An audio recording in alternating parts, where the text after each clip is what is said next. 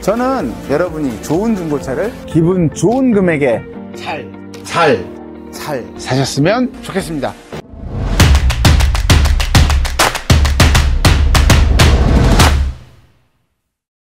네, 안녕하세요. 찻집 아저씨 강석입니다. 자, 오늘은 얼마 전 엄청난 비가 쏟아졌죠.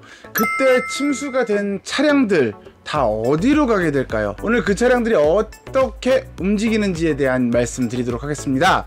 영상 끝까지 들으시면 아마 큰 도움이 되실 거고요. 조.넷.9.R 부탁드립니다. 네, 얼마 전에 비가 정말 역대급으로 왔죠. 모두들 다 그렇게 느끼셨을 겁니다. 보험사 집계로는 약 9,000대 넘는 차량이 침수가 돼서 접수가 됐다고 합니다.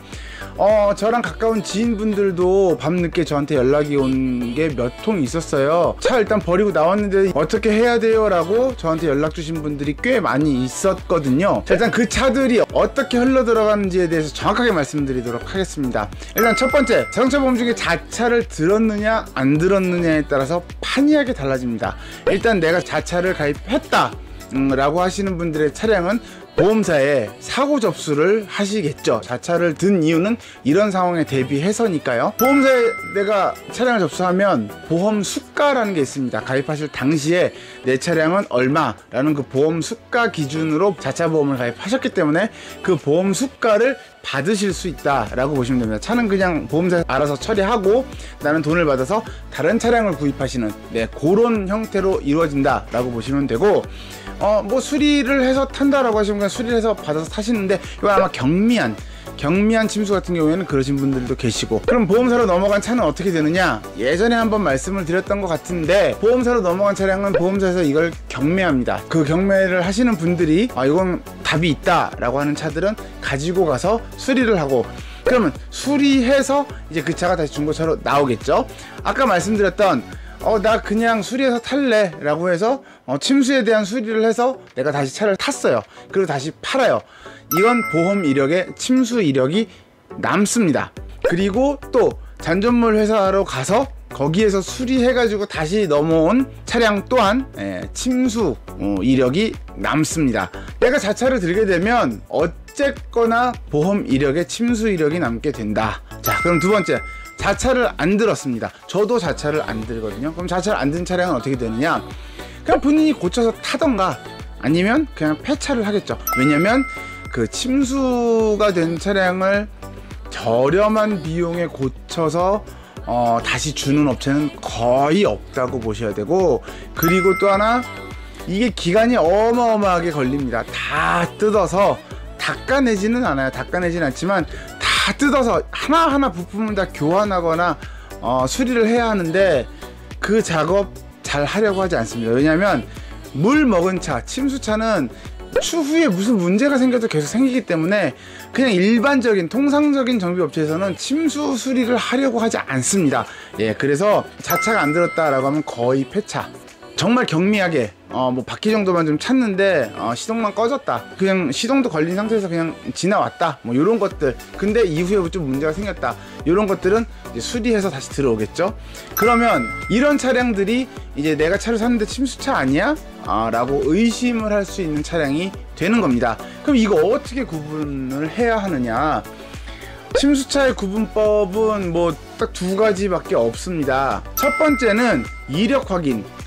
보험 이력, 아까 말씀드렸던 그런 이제 보험사에서 침수가 돼서 정리가 된 차량들은 이력이 남기 때문에 그거랑 성능점검 기록부, 성능점검 기록부에 보험 이력에 침수 이력이 있거나, 자, 요 특별 이력에 보면 침수나 화재 이력이 분명히 있습니다. 침수나 화재 이력에 체크를 하게 되는데, 요건 보험 이력에 기재가 되어 있는 이력이 있으면 당연히 체크를 하고, 성능점검을 보시는 분이 이거 침수된 것 같다 라고 하면 개인적인 판단과 의견으로도 표시를 합니다. 그래서 서류로 확인하는 방법이 첫 번째 방법이고, 두 번째 방법은 육안으로 확인하는, 우리 뭐 많이 알죠. 뭐 안전벨트를 당겨보고 바닥을 하고. 그리고 저도 침수차에 대한 확인 방법을 여러 차례 영상으로 말씀드렸는데, 육안으로 전문가가 확인을 해주던가 아니면 본인이 공부를 하셔가지고 본인이 꼼꼼히 확인을 하시던지, 이렇게 서류로 확인, 혹은 육안으로 확인, 이렇게 두 가지 방법밖에는 없다고 보시면 될 것 같습니다. 자, 그러면 이 차들 언제 중고차 매장으로 들어올까? 아주 아수라장입니다. 자, 하루 이틀 사이에 9천여 명이 보험사로 다 전화를 하는 거예요. 내 차 침수됐어요, 빨리 처리해 주세요. 그래서 처리가 되고 경매가 되고 어떻게 되고 해서 수리가 되는데 걸리는 시간은 최소 2-3개월. 이 2-3개월 안에 정리가 되는 차는 진짜 경미한 침수라고 보시면 돼요. 그러면 결국에 올 연말 정도에 들어오는 침수차는 정말 경미한 차. 그리고 애지간한 차들은 6개월에서 1년 혹은 2년도 걸립니다, 수리하는 게. 요즘 또 부품도 많이 없어가지고.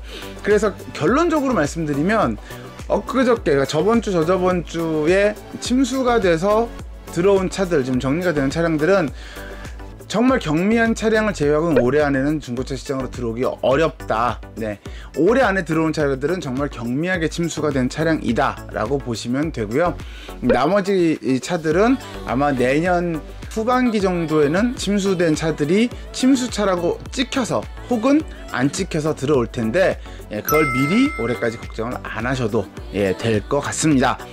요게 오늘 제가 이제 전달을 해드리려고 했던 지금까지 내용이고요. 제가 보험사 입장은 잘 알겠습니다. 그냥 보험 수가대로 돈을 지불해줘야 되는 그 입장은 제가 너무나 잘 알겠지만, 웬만하면 폐차를 하는 방향으로, 그리고 법도 그렇게 좀 개정이 되었으면 좋겠습니다.